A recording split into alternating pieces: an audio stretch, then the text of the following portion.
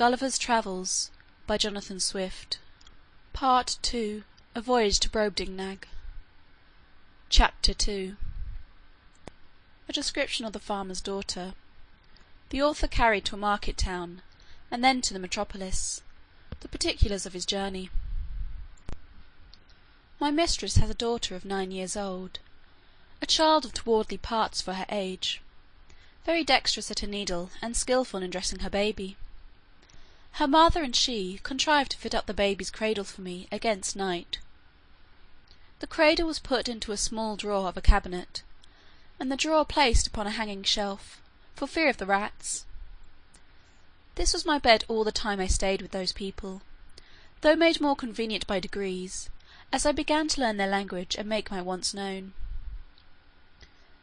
This young girl was so handy, that after I had once or twice pulled off my clothes before her, she was able to dress and undress me, though I never gave her that trouble when she would let me do either myself. She made me 7 shirts, and some other linen of as fine cloth as could be got, which indeed was coarser than sackcloth, and these she constantly washed for me with her own hands. She was likewise my schoolmistress, to teach me the language. When I pointed to anything, she told me the name of it in her own tongue, so that in a few days I was able to call for whatever I had a mind to. She was very good-natured, and not above 40 feet high, being little for her age. She gave me the name of Grildrig, which the family took up, and afterwards the whole kingdom. The word imports what the Latins call nonunculus, the Italians homoceltino, and the English manikin. To her I chiefly owe my preservation in that country. We never parted while I was there. I called her my Glumdalclitch, or little nurse, and should be guilty of great ingratitude, if I omitted this honourable mention of her care and affection towards me, which I heartily wish it lay in my power to requite as she deserves, instead of being the innocent but unhappy instrument of her disgrace, as I have too much reason to fear. It now began to be known, and talked of in the neighbourhood, that my master had found a strange animal in the field, about the bigness of a splachnock, but exactly shaped in every part like a human creature, which it likewise imitated in all its actions, seemed to speak in a little language of its own, had already learned several words of theirs, went erect upon 2 legs, was tame and gentle, would come when it was called, do whatever it was bid, had the finest limbs in the world, and a complexion fairer than a nobleman's daughter of 3 years old.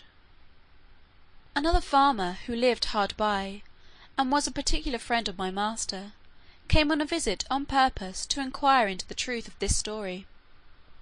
I was immediately produced, and placed upon a table, where I walked as I was commanded, drew my hanger, put it up again, made my reverence to my master's guest, asked him in his own language how he did, and told him he was welcome, just as my little nurse had instructed me. This man, who was old and dim-sighted, put on his spectacles to behold me better, at which I could not forbear laughing very heartily, for his eyes appeared like the full moon shining into a chamber at 2 windows. Our people, who discovered the cause of my mirth, bore my company in laughing, at which the old fellow was fool enough to be angry and out of countenance. He had the character of a great miser, and to my misfortune he well deserved it, by the cursed advice he gave my master, to show me as a sight upon a market day in the next town, which was half an hour's riding, and 22 miles from our house. I guessed there was some mischief when I observed my master and his friend whispering together, sometimes pointing at me, and my fears made me fancy that I overheard and understood some of their words. But the next morning Glumdalclitch, my little nurse, told me the whole matter, which she had cunningly picked out from her mother. The poor girl laid me on her bosom, and fell a-weeping with shame and grief. She apprehended some mischief would happen to me, from rude vulgar folks, who might squeeze me to death, or break one of my limbs by taking me in their hands. She had also observed how modest I was in my nature, how nicely I regarded my honour, and what an indignity I should conceive it, to be exposed for money as a public spectacle to the meanest of the people. She said her papa and mamma had promised that Grildrig should be hers, But now she found they meant to serve her as they did last year, when they pretended to give her a lamb, and yet, as soon as it was fat, sold it to a butcher. For my own part, I may truly affirm that I was less concerned than my nurse.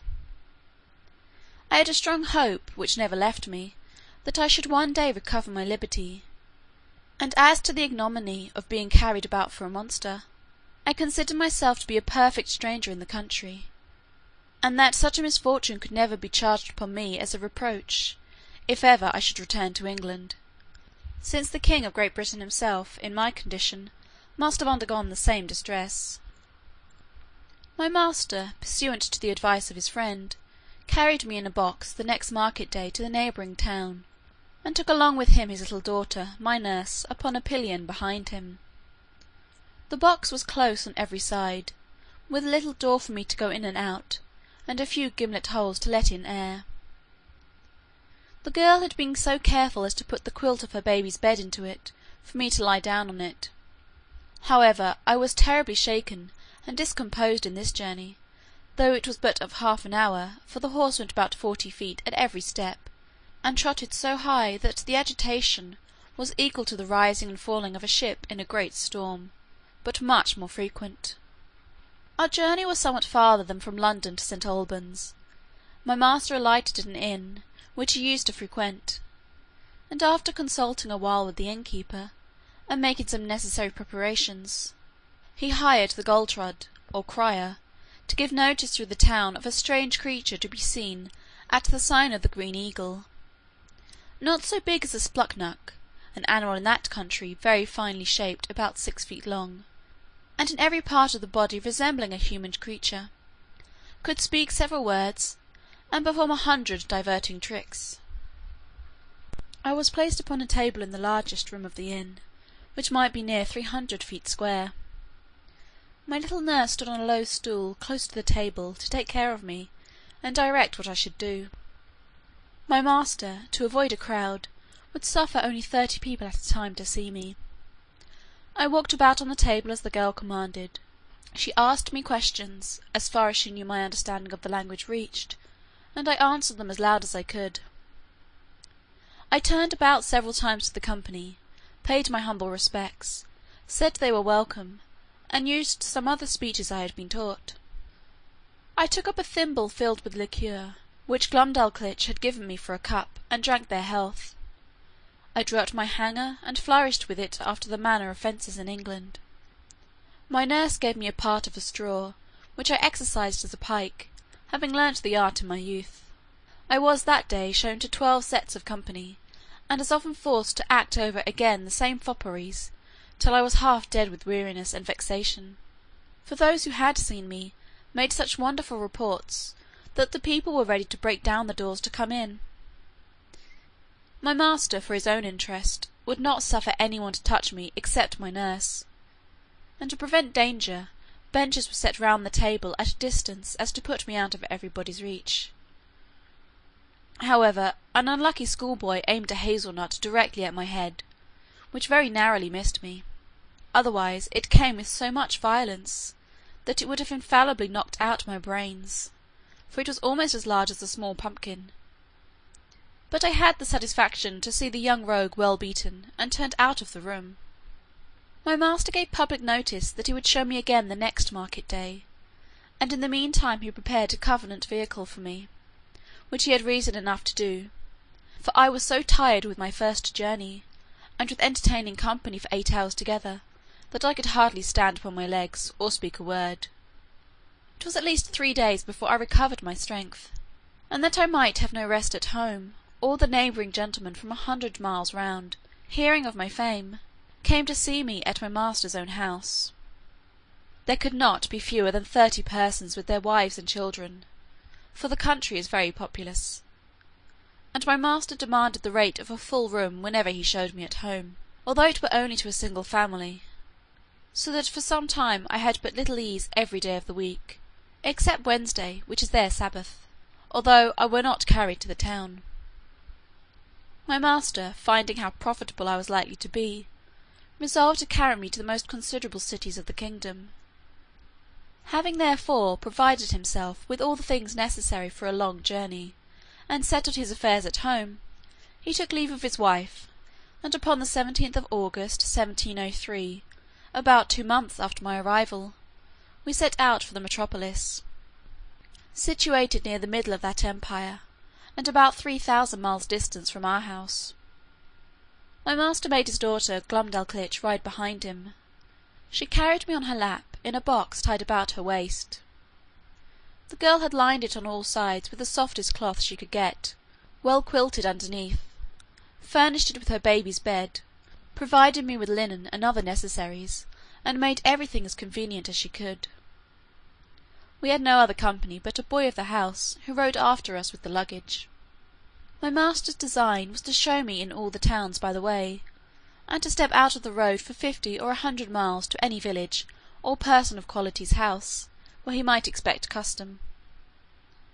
We made easy journeys, of not above 7 or 8 score miles a day; for Glumdalclitch, on purpose to spare me, complained she was tired with the trotting of the horse.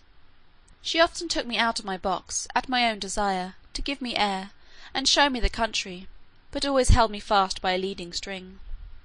We passed over 5 or 6 rivers, many degrees broader and deeper than the Nile, or the Ganges; and there was hardly a rivulet so small as the Thames at London Bridge. We were 10 weeks in our journey, and I was shown in 18 large towns, beside many villages, and private families. On the 26th day of October we arrived at the metropolis, called in their language Lorbrulgrud, or Pride of the Universe. My master took a lodging in the principal street of the city, not far from the royal palace, and put out bills in the usual form, containing an exact description of my person and parts. He hired a large room between 300 and 400 feet wide. He provided a table 60 feet in diameter, upon which I was to act my part, and palisadoed it round 3 feet from the edge, and as many high, to prevent my falling over. I was shown 10 times a day, to the wonder and satisfaction of all people. I could now speak the language tolerably well, and perfectly understood every word that was spoken to me. Besides, I had learnt their alphabet, and could make a shift to explain a sentence here and there; for Glumdalclitch had been my instructor while we were at home, and at leisure hours during our journey. She carried a little book in her pocket, not much larger than a Sanson's Atlas. It was a common treatise for the use of young girls, giving a short account of their religion. Out of this she taught me my letters, and interpreted the words. Chapter 2